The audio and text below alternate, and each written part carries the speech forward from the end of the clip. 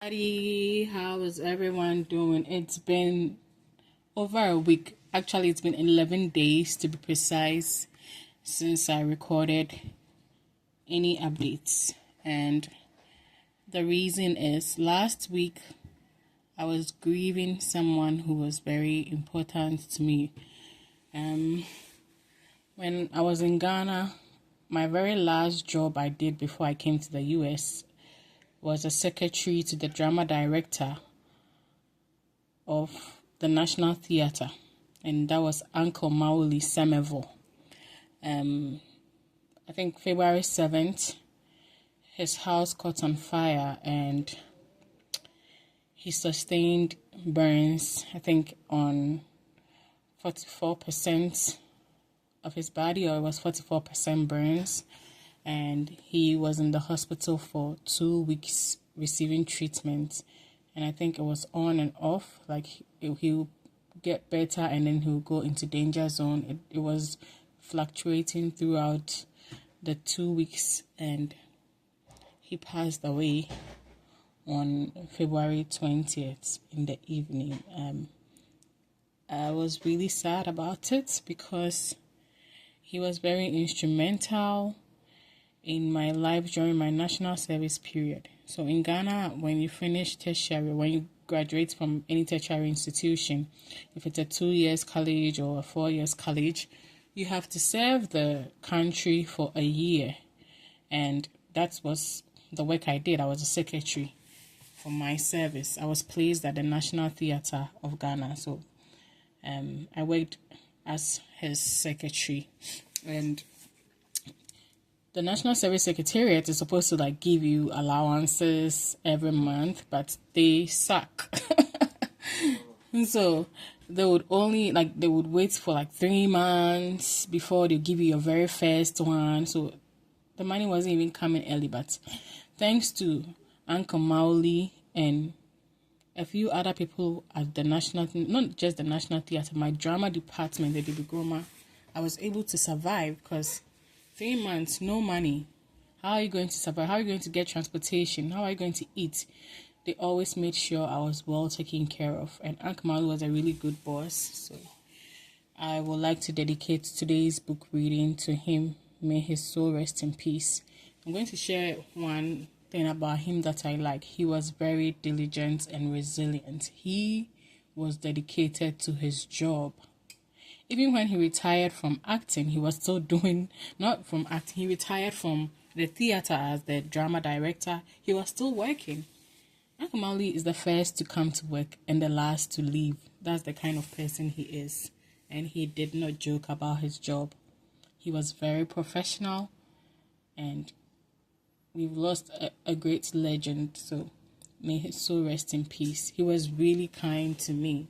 I suffered from asthma, and he made sure that I was always okay. When I come to work, I'm not feeling good. Just go and rest in the dressing room, and when it's time for work, I'll let someone come and wake you up or call you. And then when I'm able to rest for a bit, then I didn't have an inhaler at the time. And then he would get one of my colleagues to come and call me. He was constantly making sure that everybody was okay. Even those who were troublesome, he made sure everybody was doing okay at the theater. So he's such a good leader, and I pray that he finds rest. He has fought the good fight. He stayed for 2 weeks in the hospital, not being able to do anything. I'm sure that must have been really hard for him and his family. And to the family, the brother and the daughter and the rest of the family, please accept my condolences. Till we meet again, Uncle Marley, rest in the bosom of the Almighty.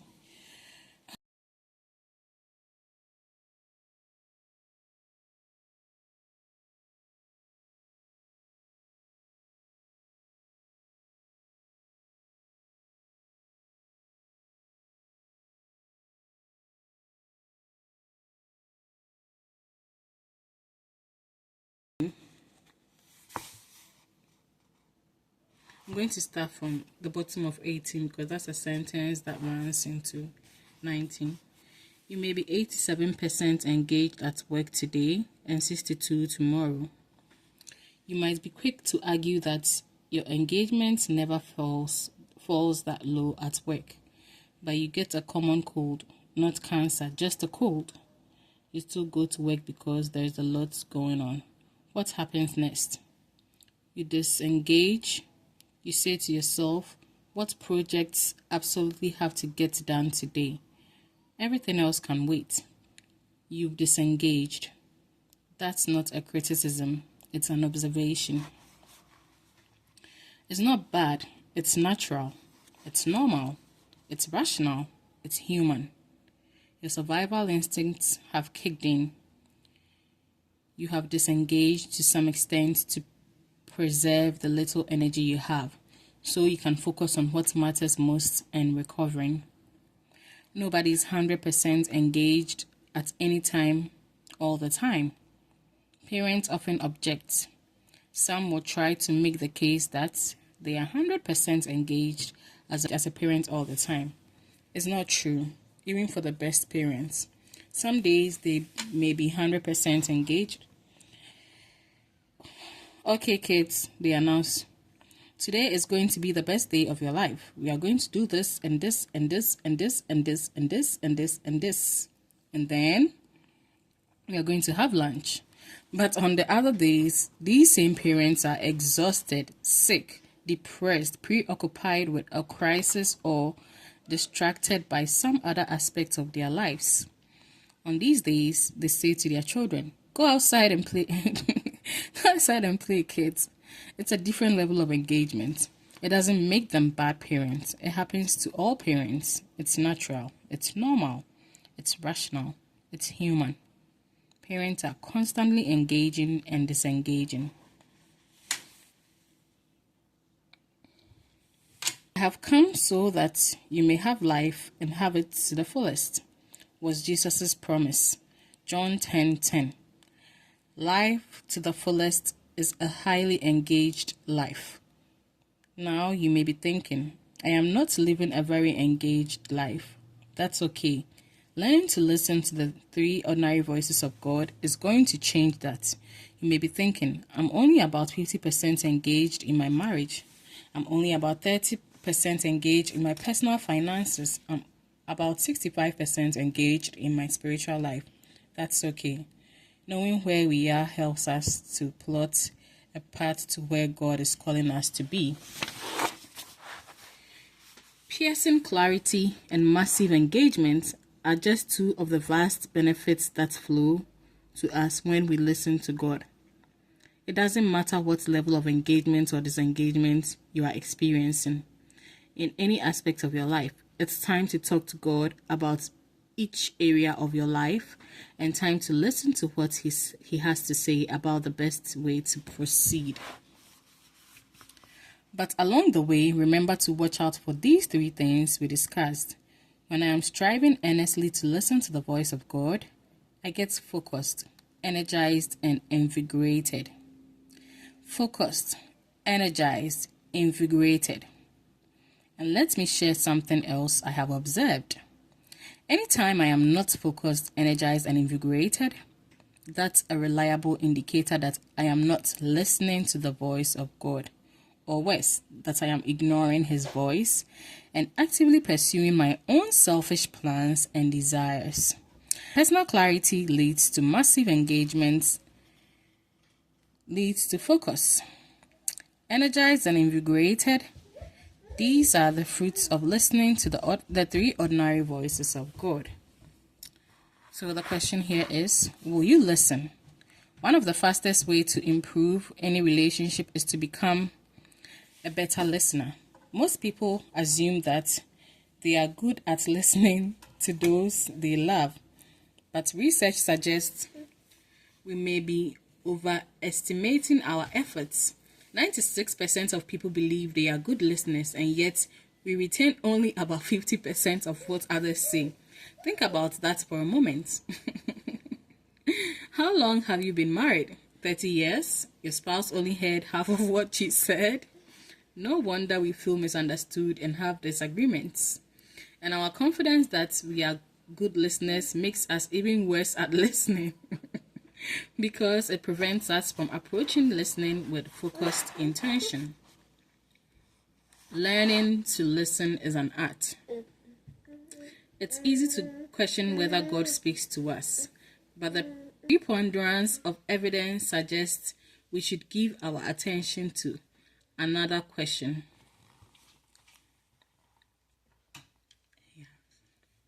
This more pertinent question, the question that confronts us daily is, will you listen? And the question that follows next is, will you carry out what God asks of you? The first step is learning to listen. Not only learning to listen to God, but learning to listen in general to everyone in your life. Thomas Aquinas taught, grace builds on nature. So before we learn to listen to supernatural voices, we need first to listen to the ordinary voices we hear every day. When we learn to listen, we acquire a quintessential life skill. The older I get, the more I realize how vital listening is to vibrant relationships. It is also the most efficient way to improve any relationship, especially our relationship with God. As we become a better listener, your relationships will improve. Guaranteed. Not hopefully or maybe, definitely. And I'll let you in on two secrets. Most people don't have one person they feel listens to them deeply, and everybody loves a good listener. Here are 12 ways to become a better listener. Find the right setting for the conversation. Face the speaker and maintain regular eye contact. Let go of your agenda. Don't interrupt. Listen without judging. Don't try to guess what the other person is going to say. Resist the temptation to reach a conclusion before the person is finished. Don't start planning what to say next while the other person is still speaking. Wow. Don't impose your opinions. Listen to the whole person by being aware of non-verbal cues. Stay focused. Ask questions. Okay. The world is full of people who feel misunderstood, unloved, and unheard. So much of this pain and suffering could be alleviated if we would each just slow down and do a little more selfless listening. We don't teach people how to become great listeners. That's sad, but it is tragic that we don't teach people how to listen to God. And why aren't we better listeners? Is it because we are so busy? That's one reason, but not the main reason. We are busy. But when we do sit down for a few minutes with those we love, why do we hear so little of what the other person is trying to convey? It's because we are so self-focused. Listening is an activity centered on others, but most of the time when we are listening, we are thinking about what we want to say next or judging how what the other person is saying affects us. Self-focused listening that all but guarantees we will not hear what the other person is trying to convey. The piercing truth is that listening is a state of humility. Humility is a sense of listening. And humility is, in short, simply in our culture. We live in a culture where everyone wants to talk and nobody wants to listen. We shouldn't be surprised that so many people feel misunderstood. We shouldn't be surprised that there is so much division. Listening well is a state of heightening humility, marked by setting aside one's personal preferences and agendas. Learning to listen to the voice of God and having the courage to follow where He leads are two different matters, but beautifully connected. We could ask the question in this way: will you be obedient to what you hear? All right. So we are at the end of today's book review. Thank you guys so much for watching the video. Please subscribe if you haven't, comment, like, and share. And once again, may the soul of the faithfully departed through the mercy of God rest in peace. Uncle Mauli, Samevo, may your soul rest in peace.